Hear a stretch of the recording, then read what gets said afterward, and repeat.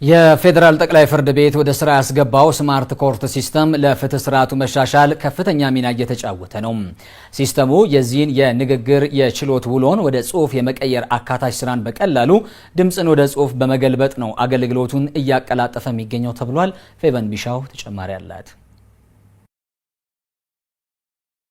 ዘመኑ የሚፈልገውን ብቁ የቴክኖሎጂ ተወዳዳሪነት በመረዳትና እየጎላ የመጣውን የሰው ሰራሽ አስተውሎት ቴክኖሎጂ ከግምት ውስጥ በማስገባት ኢትዮጵያ በ2012 ዓ.ም የአርቲፊሻል ኢንተለጀንስ ኢንስቲትዩትን አቋቁማለች። ኢንስቲትዩቱ ከተቋቋመበት ጊዜ ጀምሮም ከተለያዩ ተቋማት ጋር በመሆን ችግሮችን ፈቺ የፈጠራ ውጤቶችን ወደ ስራ በማስገባት ላይ ይገኛል። ለዚህም አንዱ ማሳያ ከፌደራል ጠቅላይ ፍርድ ቤት ጋር በመሆን ያለማው ስማርት ኮርት ሲስተም የተሰኘ የአሰራር ስርዓት ነው። ስርዓቱ የችሎት ውሎን ወደ ጽሁፍ በመቀየር በቀላሉ ድምጽን ወደ ጽሁፍ የመገልበጥ ስራን መከወን የሚያስችል ነው።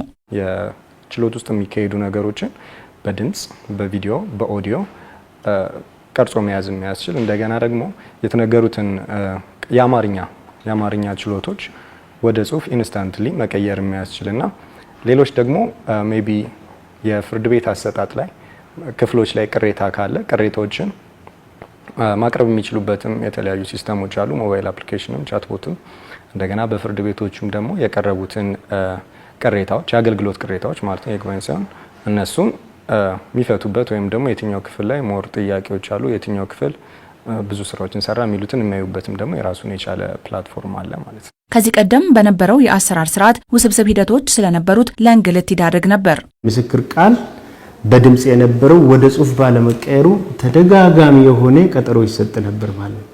እውነትም ስራ በዝቶ ነው ወይ የዚህና ሁሉ ቀጠሮ የሚሰጠው የሚል በህዝቡ ዘንድ ጥርጣሬ ነበር።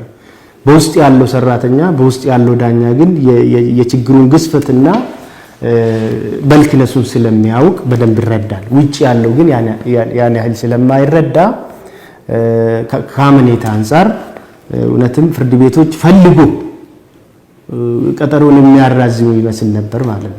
ዳኞችም ስራቸውን በአግባቡ እንዳይሰሩ እንዲሁም አላስፈላጊ የመዝገብ ክምችት እንዲኖር ሲያደርግም ቆይቷል። ዳኞች አሁን ያ ትራንስክራይብ ተደርጎ ወይም ድምጹ ወደ ጽሁፍ ተቀይሮ ይምጣልን ብለው ትእዛዝ ከሰጡ በኋላ ያ ነገር ሳይሟላ ሌላ እልባት ብይንም ፍርድም ትእዛዝም ውሳኔ መስጠት ስለማይችሉ ዳኞቹም ስራቸውን በአግባቡ እንዳይሰሩ እንቅፋት ይሆን ነበር።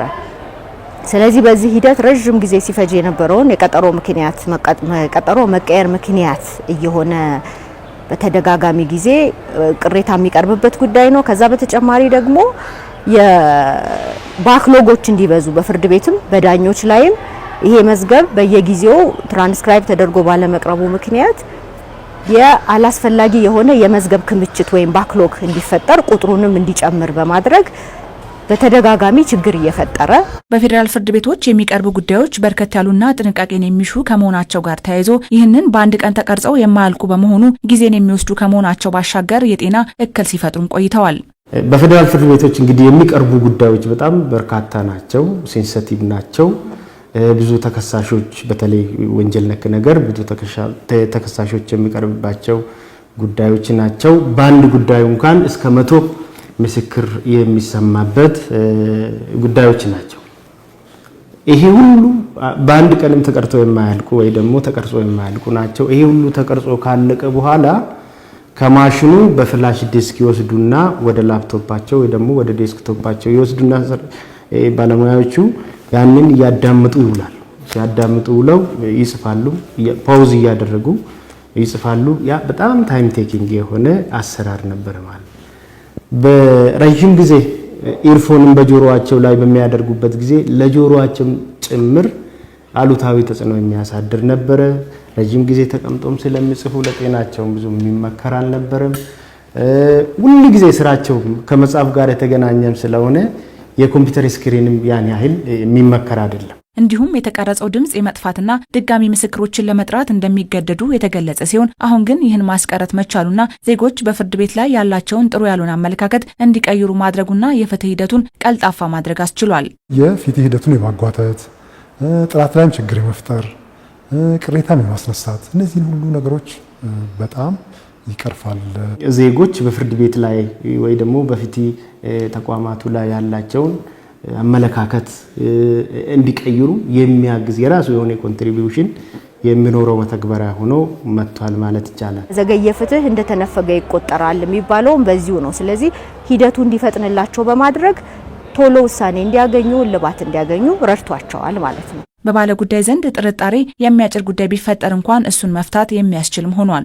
ጽሁፍ የተቀረጸ አሁን ባለው ሶፍትዌር መሰረት በጽሁፍ ሲቀረጽ የመጀመሪያ ኦሪጂናል ዶክመንቱ በምንም ታምር አይነካም።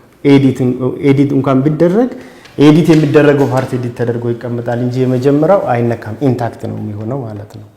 ስለዚህ ዳኛ ነው የቀየረው የጻፈው ሰው ነው የቀየረው የሚል ጥርጣሬ እንኳን ቢመጣ ኦሪጂናል ዶክመንቱ ሰርቨር ላይ ስለሚቀመጥ ያንን አውርዶ ይሄ መጀመሪያ ላይ የነበረው ይሄ ነው ብሎ ለማስረዳትም ስለሚጠቅም ይሄም ራሱን የቻለ ኮንትሪቢዩሽን ከአመኔታ አንጻር ሊያመጣ የሚችል ነገር ሆኖ ነው የተገኘው። ጥራት ያለው ማስረጃ ትክክለኛ ፍርድን ለመስጠት ወሳኝ እንደመሆኑ ይህ ስርዓትም እሱን የሚያግዝ ነው። እንዲሁም የፍትሐብሔርና የወንጀል ስርዓት ህጉን ሊያሳካ ያሰበውን ዓላማም ከውጥን የሚያደርስ ነው። ጥራት ያለው ማስረጃ ከተገኘ፣ ትክክለኛ ማስረጃ ከተገኘ ትክክለኛው ፍርድ መስጠት ያስችላል። ባለጉዳዮችም እምነት እንዲኖራቸው ያደርጋል። እኔ ያቀረብኩት ማስረጃ ምንድነው? የክለ ያቀረበው ማስረጃ፣ የኔ ተከራካሪ ያቀረበው ማስረጃ ምንድነው? የቀረበው ማስረጃስ በትክክል ለዳኛው ደርሷል አልደረሰም የሚሉት በዚህ መሀል የሚፈጠሩ ልዩነቶች በጣም በዋናነት ሊቀርፍ የሚችል ነው። የሰማውን ነገር አይቀንስም አይጨምርም እንዳለች አድርጎ ነው የሚያወጣት። የፍትሐብሔር ስነ ስርዓት ህጋችንም የወንጀል ስነ ስርዓት ህጋችንም ቢሆን የምስክር ቃል እንደወረደ መገልበጥና መጻፍ አለበት ነው የሚለው። ስለዚህ ያንንም ከድሮ በተሻለ መልኩ ያንንም ፍትሐብሔር ህጉና የወንጀል ስነ ስርዓት ህጉ ሊያሳካ ያሰበውንም ዓላማም ጭምር የሚያሳካ ነው። ስርዓቱ ተግባራዊ መደረግ ከጀመረ ወዲህም ከ15000 በላይ የሚሆኑ የድምጽ የችሎት ውሎች ወደ ጽሁፍ ተቀይረዋል።